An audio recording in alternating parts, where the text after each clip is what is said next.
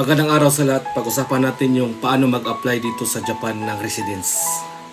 Mga katabulers, pag-apply dito sa Japan, kinakailangan mag-stay ka ng 5 years. Kung maka-stay ka ng 5 years, wala nang problema. Pwede ka nang mag-apply.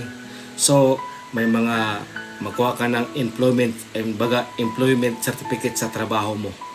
So, mga katabulers, yun ang mga requirements ng birth certificate ng lolo mo, yung tinatawag na sokituhong. Yun ang mga birth certificate nila dati, yung sa mga blood Japanese, no? Yung tinatawag natin ng mga descendant. So mga katabulers, pag may sokituhong ka, tapos okay yung gazi mo, tapos yung nosy mo okay, tapos yung baga shiminsu mo okay, walang problema, wala kang utang sa tax mo, walang problema, okay, pwede ka mag-apply sa residence dito sa Japan.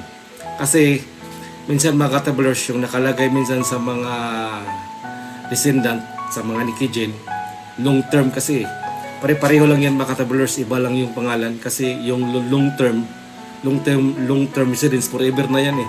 Pero yung residence forever na yan kasi residence at saka long term renew lang mga katabulers. So yun mga katabulers, no, kung first generation to fourth generation ka, magkuha ka ng birth certificate, no?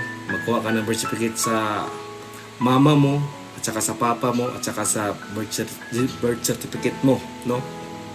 Kung mag-apply ka ng residence. Yun mga katabulers, pag wala kang utang, walang problema.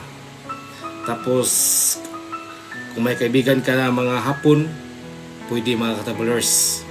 Yun ang kinakailangan kasi garantor. Ang pinaka-importante. Kung wala kang garantor, kung may kaibigan ka na residensya, kung may card na siya na residence, walang problema basta wala siyang utang na sa mga tax, mga katabulers. Pag okay na yung mag-apply ka, okay yung mga hokin mo, walang problema, okay yan siya mga katabulers. Yun lang, simple lang, no? Pag may utang ka, parang mahirapan ka rin. Pero kung ako sa'yo, kung gusto mo ng baga matanda-tanda na, parang may edad na, yung long term na lang. Kasi alam mo mga katabulers, minsan sa buhay natin dito sa Japan, walang problema, puro kasi trabaho. Pag yung katawan mo wala na, baga hindi na kaya ang trabaho ba, kasi dito minsan mabigat, minsan may mga hardship na mga trabaho. So ang advice ko sa mga 60 pataas, so kung 60 ka ngayon, so 10 years ka na sa Pilipinas, 70 ka na. So ang mas maganda kasi pag 60 ka na, umuwi ka ng Pilipinas. Magbakasyon ka doon mo, iligaya yung 10 years mo sa buhay mo. Yun ang pinaka-real talk eh. Pinag-usapan natin dito, residence, pero mas maganda yung residence sa atin, sa lugar natin sa Pilipinas.